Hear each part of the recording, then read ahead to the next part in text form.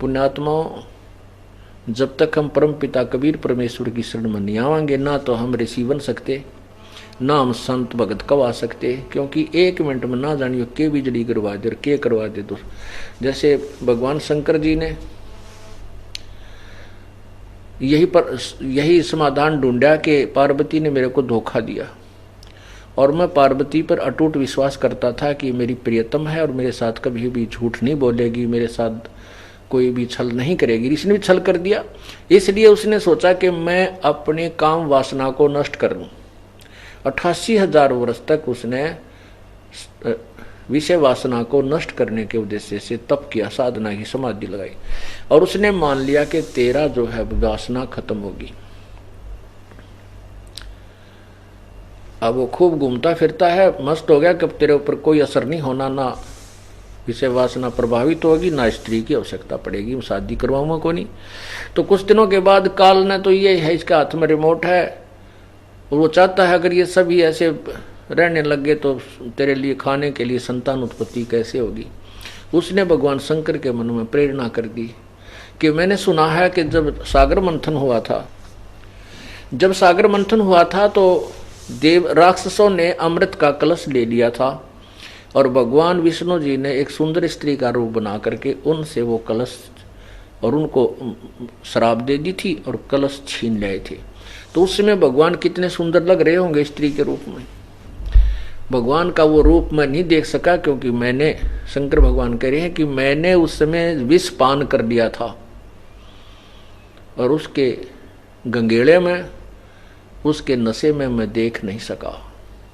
इस उद्देश्य से देख काल कैसे चाल से चलता है और पहुंच गया श्री विष्णु जी के पास। विष्णु जी से प्रार्थना की कि मुझे आप अपना वो रूप दिखाओ, मैं देख नहीं सका था। विष्णु जी ने बहुत मना किया पर नहीं माने। तो भगवान ने, श्री विष्णु ने फिर वो एक सुंदर लड़की का रूप बनाया। तो वो भगवान शिव जी के अंदर वो दोष नो के नो फिर व्यापक हो गए और उस लड़की को प्राप्त करने के लिए उसके पीछे पीछे जंगल में सपीटता चल पड़ा और वहां हाथ पकड़ लिया। हाथ पकड़ते ही भगवान विष्णु अपने उसी रूप में आ गए, तब शर्मिंदा हुए। तो यहाँ परमात्मा कहते हैं यहाँ काल सबको नाच नचा रहा है, यहाँ के भगवानों की भी यह दुर्गति है। तो आप कौन से कहते हैं, कुरंग, बरहंग, सरंग और पतंगा, इंद्री एक ठग्यो 30 अंगा, तुम रे संग 5 प्रकाशा, ये योग युगत की झूठी आशा। एक एक विकार होता है, जैसे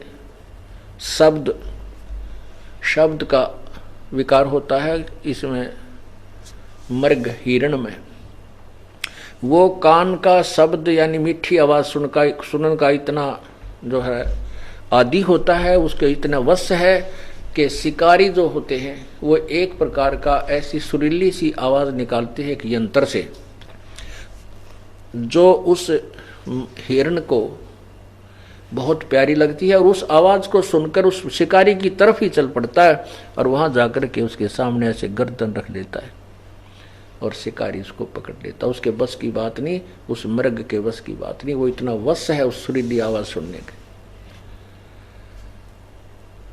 फिर हाथी जो होता है वो, उसमें विषय वासना बहुत होती है।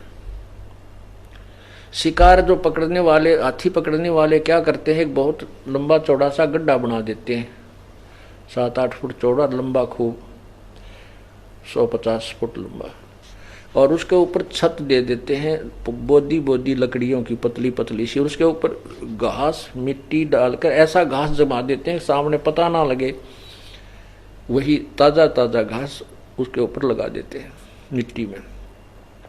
और उनके पास एक ट्रेंड आथनी होती है, उस आथनी को वो उस हाथियों के झुंड में भेज देते हैं। वो ट्रेंड होती है, प्रशिक्षित होती है, वो जाती है और हाथियों के साथ सप्रेस करती है अपने शरीर को, उनमें विषय वासना उत्पन्न कर देती है और हाथी फिर उसको प्राप्त करने के लिए प्रयत्न करते हैं तो वो भाग लेती है आगे और उसी साइड में आ जाती है जहां वो गड्ढा बना रखा होता है। तो फिर वो क्या करती है कि निक, उसको पता होता है, वो निकटा करके बिल्कुल, और पहले इधर भागती है, फिर भाग के वापस गड्ढे को दूर से होकर के वह फिर गड्ढे के इधर आ जाती है, फिर सामने भाग लेती है। तो हाथी उसके साथ चलते हैं, जब वो वापस आती दिखती है तो सीधे चल पड़ते हैं, वो सीधे, वो तो इतने अंधे होते हैं उन्हें आगे दिखाई नहीं देता कि आगे किस पर, नहीं तो हाथी बड़ा सूंघ सूंघ का कदम रखता है, कहीं कोई गड्ढा दलदल ना हो, बड़े ध्यान से अपने सूंड से या दृष्टि देखता चलता है। लेकिन उस समय उसको इतना अंधा हो जाता है, आगे वो गड्ढे में हुआ परिवर्तन, वो गड्ढा भी नहीं नजर आता और उसके अंदर गिर जाते हैं। गदाए गद सारे 4-5 है, चारों के पांचों एकदम उसके अंदर जाते, देख हम आगे पीछा भी नहीं देखते। तो फिर वो उनको उसके अंदर रखते हैं 1 दिन 2 दिन, वो खूब चिंगाड़ मार मार कर निढाल हो जाते हैं, फिर उनके ऊपर कूद करके उनको अंकुश से सेट करते हैं। बाकी हाथी भाग जाते हैं जब पता लगता है इनके ऊपर आपत्ति आ गई है। तो कहने का भाव ये है कि कुरंग मतंग शब्द सप्रस रूप, ये पतंग, पतंग होते हैं ये तितली सी जो होती हैं पतंगे, ये दीपक के ऊपर उस रूप पर, उसकी सुंदरता पर, उसकी चमक पर इतने आसक्त हो जाते हैं, उसके ऊपर जाके चिपट जाते हैं और जल के मर जाते हैं।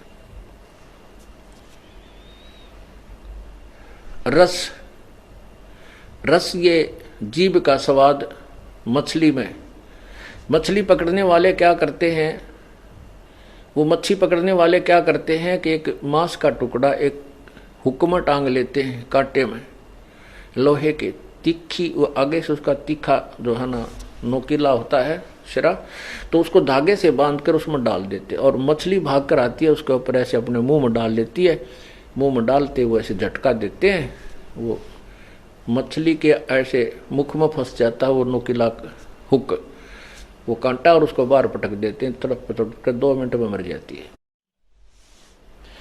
और गंध यानी सुगंध, नासिका से जो आनंद लेने का आदि होता है भंवरा, भंवरा बाग में जाता है, सुगंधित फूल होते हैं, फूल के ऊपर बैठ जाता है, उससे उठता है नहीं, और शाम के समय कुछ फूल ऐसे बंद हो जाते हैं, वो सुबह मर जाता है, पर वो उसको छोड़ नहीं सकता। तो यहाँ परमात्मा कहते हैं कि कुरंग मतंग, कुरंग मतंग पतंग भरंग और सरंगा,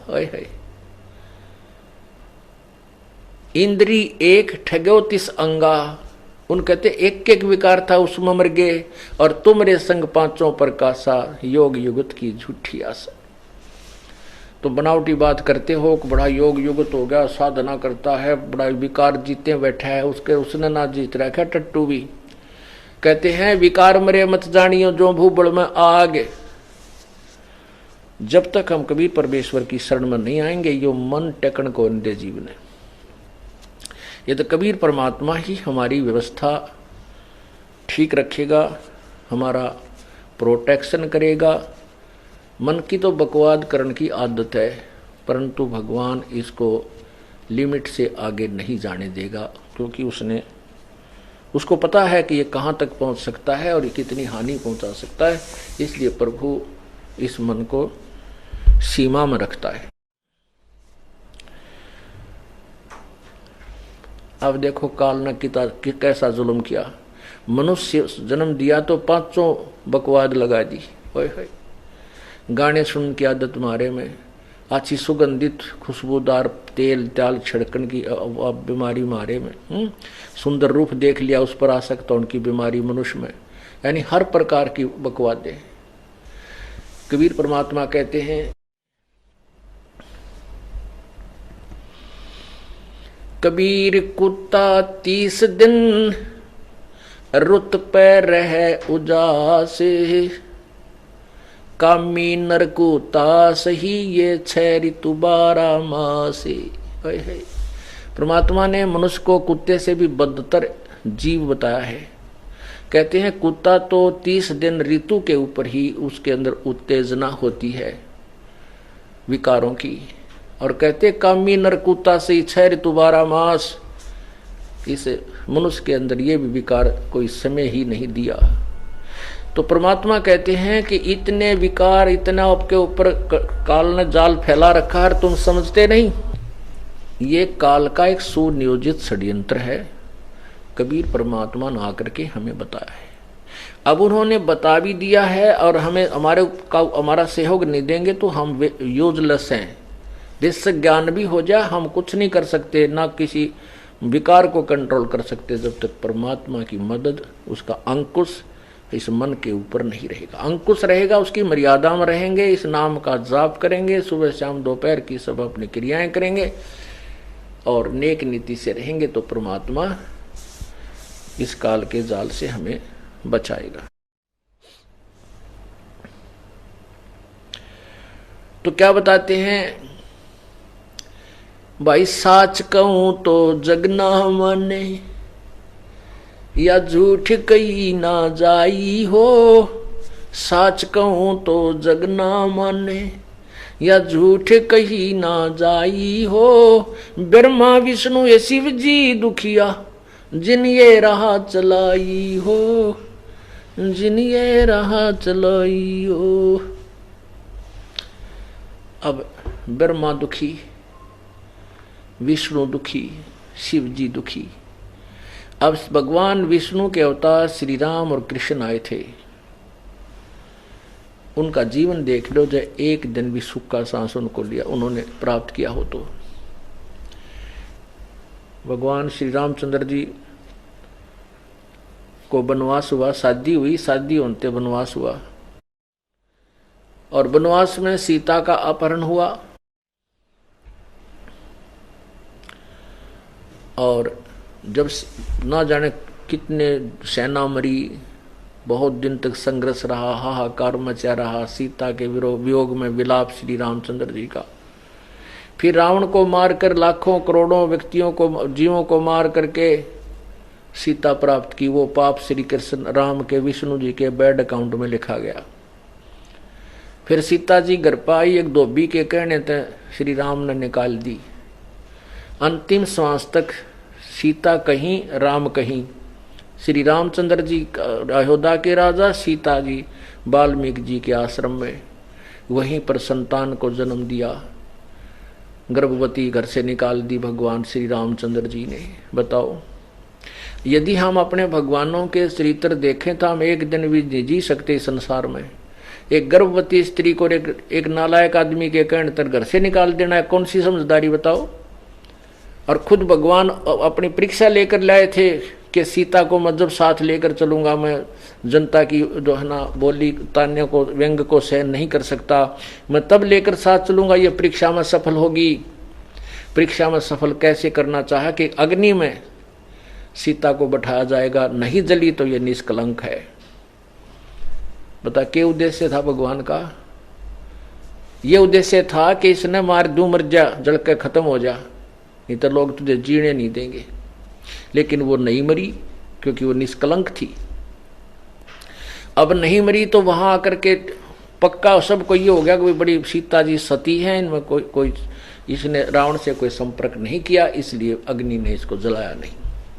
भगवान भी प्रसन्न हुए और घर आकर के एक दो वर्ष के बाद किसी व्यक्ति ने कह दिया अपनी पत्नी को, घर से एक धोबी की पत्नी एक दो दिन घर से बाहर रहेगी, लड़ाई झगड़ा हो गया, वह रूठ कर चली गई कि तो अपने रिश्तेदारों हो गए, फिर वापस आ गई। वो उसको कूट रहा रात्रि में कि निकल जा घर से, मैं राजा दशरथ का लड़का जो ना रामचंद्र की नहीं हूं कि जो 12 वर्ष तक रावण के पास रही, सीता को स्वीकार कर लिया, मैं तुझे नहीं अपने घर में रहने दूंगा, तू उल्टा है, तू बता रात को कहाँ रही, 2 रात। वो कह रही मैं अपनी रिश्तेदारी में गई थी, वहां पता कर लो। तो रामचंद्र जी गुप्त भेष बना करके अपने अयोध्या में नगरी में घूम रहे थे। उन्होंने ये वार्ता सुन ली और अगले दिन अपनी पत्नी को उस धोबी की वार्ता सुनकर निकाल दिया घर से। बताया क्या बात हुई भाई। और फिर क्या हुआ कि अंतिम सांस तक सीता कहीं और वो कहीं, दोनों का मिलन नहीं हुआ। तो जिस व्यक्ति का परिवार कहीं पर हो और स्वयं चाहे वो सारी पृथ्वी का राजा बन जाए, उसको एक पल भी चैन नहीं, वो सुखी नहीं। फिर श्री कृष्ण जी का जीवन देखो, जेल में जन्म हुआ, मामा शत्रु हो गया, कभी जरासिंह मारने जा रहा है, कभी कोई, कभी पूतना, कभी केसी राक्षस, कभी चाणोर, और कभी काल्यावन चढ़ाई कर रहा है। मथुरा भी छोड़ करके भगवान समुद्र में पहुंच गए। मथुरा से कई हजारों किलोमीटर दूर, कि यहाँ ना कोई आवेगा ना कोई हमसे झगड़ा करेगा। द्वारिका का अर्थ होता एक द्वार वाली नगरी। उस समुद्र के टापू पर जाकर के शेष जीवन वहां जिया, और वहां पर भी अंत में क्या हुआ कि दुर्वासा के श्राप से पूरा यादव कुल नाश हो गया। श्री कृष्ण जी के भी पैर में तीर मारा, जहर से बुझा हुआ। किसने? एक जब रामचंद्र के रूप में विष्णु जी अवतरित थे, उन्होंने सुग्रीव के भाई बाली को मारा था धोखा देकर, एक वृक्ष की ओट लेकर के। अब उस बाली को धोखे से मारा हुआ टिट फॉर टैट, यानी अदले का बदला देना पड़ा। वही बाली वाली आत्मा तो शिकारी बना, और वो रामचंद्र वाली आत्मा श्री कृष्ण था। उस बाली ने उसके पांव में तीर मारा, उस शिकारी ने, और भगवान श्री कृष्ण की हत्या हुई, मृत्यु हुई। तो परमात्मा कहते हैं, मैं साच कहूं तो जग ना माने, कि ब्रह्मा विष्णु महेश अमर नहीं है। ब्रह्मा विष्णु महेश ये यहाँ के जो ना आपको मोक्ष नहीं दे सकते, ये पूर्ण शक्ति नहीं है। कहते ये कहूं तो यू जग सिर फोड़े, और झूठ में कह नहीं सकता। साच कहूं तो जग ना माने, झूठ कही ना जाई हो। ये ब्रह्मा विष्णु शिव जी दुखिया, जिन ये राह चलाई हो, जिन ये राह चलाई हो।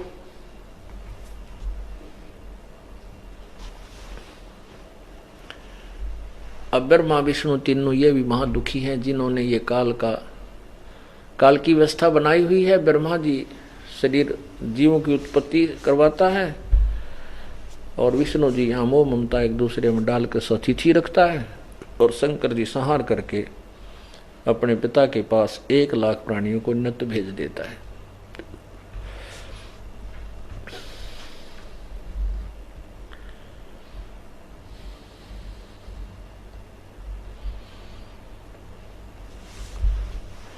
तो परमात्मा कहते हैं कि इसको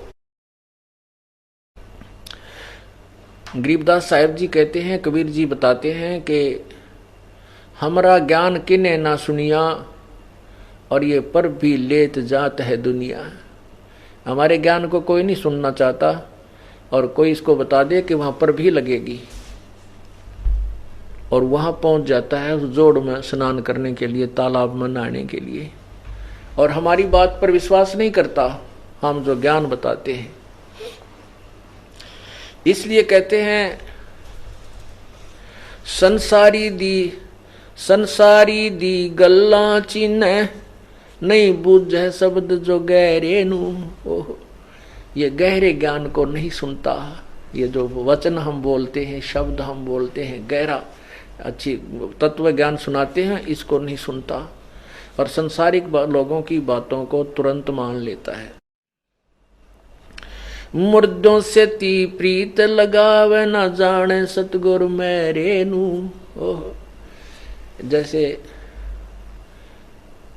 क्या पूजाएं देखी हमने, कोई कहता है हम बाबा हरिदास जी की पूजा करते हैं, कोई कहते हैं हम बाबा गरीबदास की पूजा करते हैं, कोई किसी खेड़े वाले बाबा की, कोई गांव में जोड़ वाले बाबा की, कोई किसी की पूजा करते हैं, जबकि वहां कोई बाबा नहीं, वो तो जा चुके महापुरुष। उनकी जब कोई संत किसी गांव नगर में रहता था, किसी तालाब पर या कहीं पर भी, तो वो उस समय कुछ भक्ति युक्त था, कुछ पूर्व जन्म की भक्ति थी, कुछ वर्तमान में तप ताप करके सिद्धियां प्राप्त कर लेते हैं। उसके आधार पर वो किसी गांव में 2-4 व्यक्तियों को अपनी जेब से लाभ दे देता है, और वो फिर मृत्यु को प्राप्त हो जाता है, फिर उसके अनुयायी बन जाते हैं। उसकी मृत्यु के उपरांत वहाँ उनके शरीर का अंतिम संस्कार करके वहाँ एक यादगार बना देते हैं, और फिर उस यादगार, उस मणि को फिर प्रणाम करने लग जाते हैं। उसी पर दूध चढ़ावे, उसी पर सब कुछ पूजा चढ़ावे, उस पर सारा कुछ उसी की पूजा करने लग जाते। अब परमात्मा कहते हैं कि मुर्दों से ती प्रीत लगावें, वो मर चुके हैं, उन मरे हुओं से मांग करते हैं, और ना जाने सतगुरु मेरे नु। अब जो वर्तमान में संत सतगुरु पूर्ण संत है तत्वदर्शी, उस जीवित सतगुरु से बात नहीं करते। पुण्यात्माओं जो हम पूजाएं करते थे, ईब हंसी आवा, शर्म सी आवा, में क्या पूजा करते थे। जैसे हम बाबा श्याम जी की पूजा करते थे, और एक यहाँ पर दोरड गांव है जुलाने के पास, उस दोरड गांव में हमारी पूजा थी, और हम जाने लगे उस समय। अब तो वहाँ कुछ बड़ा बना दिया वो मंदिर, क्यों जनसंख्या बढ़ती जा रही है, परंपरागत वहाँ डले ढोंड बहुत गणे जाते हैं। तो उस समय क्या था, जब ये दास जाया करता था, चौथी पांचवी छठी में पढ़ते थे, तो वहाँ क्या था कि एक 1.5 2 फुट की तो 4 दीवारी थी, और वो मेरे ख्याल में 300 फुट का एक प्लॉट था जोड़ के ऊपर, और उसके बीच में एक मेरे ख्याल में 4 फुट ऊंचा, मतलब टोटली उसकी ऊपरली टॉप भी 5 फुट की होगी गणित गणी, और नीचे उसमें इतना था कि 2.5 फुट की अंदर सा गुम्बद सा, और उसका 2-1 फुट का गेट, ना उसका दरवाजा। और वहां जाते थे, कोई गुड़ चढ़ा देता, कोई दाने डाल देता, एक जोत ले जाते आली सूखी करके वह ला देते कि तो लाते लाते वह बुझ लेती। एक बार हमारे साथ क्या हुआ कि हम धोखा लग गया, 2 द्वादश बना दी, द्वादशी की पूजा थी, और हमने वो पूजा करके फिर स्कूल में आना था, तो जल्दी चले गए तो वहां कोई नहीं, और हम पहुंचे उस देवता के द्वार पे, उसमें कुत्ता बैठा, पहले उन्हें घर्र देकर हमारी तरफ, हम डर गए, उल्टे हो गए, फिर वो हमारे डर है, वो निकल के भाग गया, हम उड़ा पूजा करके आएंगे, और तेरा गजब हुई, उसका वहां बैठा कुत्ता देवता। तो ऐसी पूजाएं हम करते थे। कहते संसारी दी गल्ला चिन्ह, नहीं बूझे शब्द जुगैरे नू, ये मर्दों से ती प्रीत लगावे, न जाने सतगुरु मेरे नू। अब जैसे किसी गांव में कोई वैद्य रहता हो, डॉक्टर, और अच्छा वैद्य है, दवाई देता है, रोग नाश कर देता है, सुप्रसिद्ध हो गया, और फिर उसकी मृत्यु हो जाती है। मृत्यु को उपरांत उसका अंतिम संस्कार करके वहां कोई यादगार बना दी जाए, और फिर वो रोगी वहां जाएं और उस डॉक्टर से अर्ज करें, उस मरे हुए उस मंडी का ऊपर, कि मेरा रोग काट दो, मेरी बीमारी दूर कर दो। क्या वो मरा हुआ वैद्य दवाई बता देगा? कभी नहीं। वैसा ही वैद्य ढूंढना पड़ेगा जो जीवित हो और सब रोग के लक्षण देखकर बताओ और आपको दवाई देकर आपको स्वस्थ कर सके। ऐसे ही जो संत चले गए, जितने भी सतर के उनके पास कोई शक्ति भक्ति थी वो तो चले गए, वहां है ही नहीं। वैसे ही संत यानी कोई संत ढूंढना होगा जो आपके इस जन्म मरण के रोग को नष्ट कर सके। और हमारे सबसे ज्यादा रोग इस जन्म मृत्यु का ही है।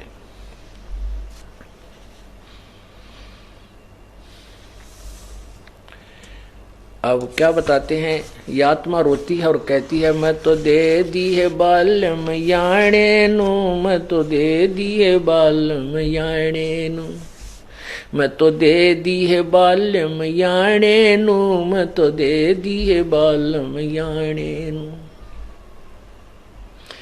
गीता और भागवत पढ़े नहीं बूझे शब्द ठिकाने नु, गीता और भागवत पढ़े ना बूझे शब्द ठिकाने नु, मन मथुरा दिल द्वारका नगरी कहा करे बरसाने नु, मैं तो दे दी है बालम याणे नु, मैं तो दे दी है बालम याणे नु।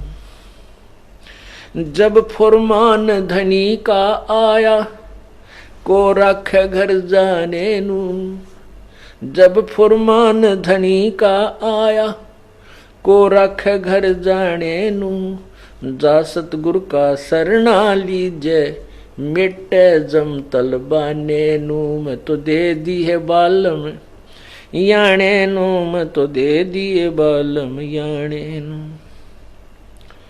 मैं तो दे दी है बालम याने नू, मैं तो दे दी है बालम याने नू। गीता और भागवत पढ़े नहीं बूझे शब्द ठिकाने नू, गीता और भागवत पढ़े नहीं बूझे शब्द ठिकाने नू, मैं तो दे दी है बालम याने नू, मैं तो दे दी है बालम याने नू।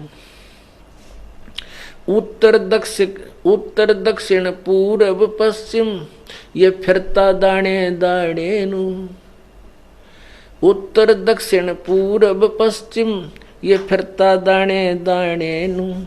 ये सर्व कला सतगुरु साहेब की हरि आए हरियाणे नू, मैं तो दे दी है बालम याने नू, मैं तो दे दी है बालम याने नू, मैं तो दे दी है बालम। जम किंकर का राज कठिन है, नहीं छोड़ राजा राणे नू, जम किंकर का राज कठिन है, नहीं छोड़ राजा राणे नू। या दुनिया दा जीवन झूठा, ये भूल गए मर जाने नू, मैं तो दे दी है बालम याणे नू, मैं तो दे दी है बालम याणे नू। शील संतोष विवेक विचारो, ये दूर करो जुल्माने नू, शील संतोष विवेक विचारो, दूर करो जुल्माने नू। ज्ञान दरा से ध्यान की तुरिया, कोई जाने पान रिसाने नू, मैं तो दे दी है बालम याणे नू, मैं तो दे दी है बालम याणे नू, मैं तो दे दी है बालम याणे नू। मैं तो महल कपाट सतगुरु ने खोले, अमी महार सिखाने नू, महल कपाट सतगुरु ने खोले, अमी महार सिखाने नू। गरीब दास सुन भंवर उड़ावे, गगन मंडल रम जाने नू, मैं तो दे दी है बालम याणे नू, मैं तो दे दी है बालम याणे नू, मैं तो दे दी है बालम। महल कपाट सतगुरु ने खोले, अमी महार सिखाने नू, महल कपाट सतगुरु ने खोले, अमी महार सिखाने नू। गरीब दास सुन भंवर उड़ावे, गरीब दास सुन भंवर उड़ावे, गगन मंडल रम जाने नू, मैं तो दे दी है बालम याणे नू, मैं तो दे दी है बालम याणे नू। अब क्या बता रहे हैं कि आत्मा भगवान से शिकायत कर रही है कि भगवान मैं तो इस मन अनजान के साथ बांध दी, ये काल ये मन मेरा हमारा नकली पति बन बैठा, और इस नकली ने सारे नकली काम अच्छे लगते हैं, ओरिजिनल काम से दूर भागता है। तो क्या बताते हैं, गीता और भागवत पढ़े ना बूझे शब्द ठिकाने नू। होय होय, कहते गीता भी पढ़ते हैं, ये भागवत पुराण भी पढ़ते हैं, भागवत देवी पुराण भी पढ़ रहे हैं, लेकिन ना बुद्ध शब्द ठिकाने नू। जैसे गीता जी अध्याय नंबर 25 से लेकर 34 तक स्पष्ट किया है कि कोई तो साधना ऐसी करता है, कोई ऐसे करता है, कोई देवताओं की पूजा करता है, कोई योग को से ही अपना संतुष्ट है, कोई हवन करता है, कोई प्राणायाम आदि करके ही अपनी मोक्ष मानता है। ये सभी क्रियाओं को पाप नाशक मानते हैं, जानकर कर रहे हैं। लेकिन परमात्मा के द्वारा गीता जी अध्याय नंबर 4 के श्लोक 32 में स्पष्ट किया है कि उस परमात्मा ने जो अपने मुख्य पूर्ण परमात्मा ने, सच्चिदानंद परमात्मा ने अपने मुख कमल से जो अपना मुख्य ज्ञान यानी तत्व ज्ञान में जो वर्णन किया है उसमें बहुत विस्तार से दिया है कि ये ना करने की, ये इनसे कोई लाभ नहीं होने का। और उस ज्ञान को तू तत्वदर्शी ऋषियों के संतों के पास जाकर सुन और उनसे अपना मोक्ष प्राप्ति का मार्ग पूछ। तो कहते हैं गीता जी पढ़ते हैं पर इस श्लोक के ऊपर ध्यान नहीं देते। उस ना बूझ शब्द ठिकाने नो, उस वास्तविक मार्ग को, उस ज्ञान को, उस मंत्र को नहीं टटोलते, ना बूझते, ढूंढते नहीं कि ये कहाँ से, ये गीता में जो ज्ञान दिया है कि उस संत को की खोज करो। इसे सिद्ध हुआ कि गीता जी का ज्ञान इनकम्प्लीट है, इसे मोक्ष हो ही नहीं सकता। और फिर भी इसी के ऊपर चिपके रहे हम।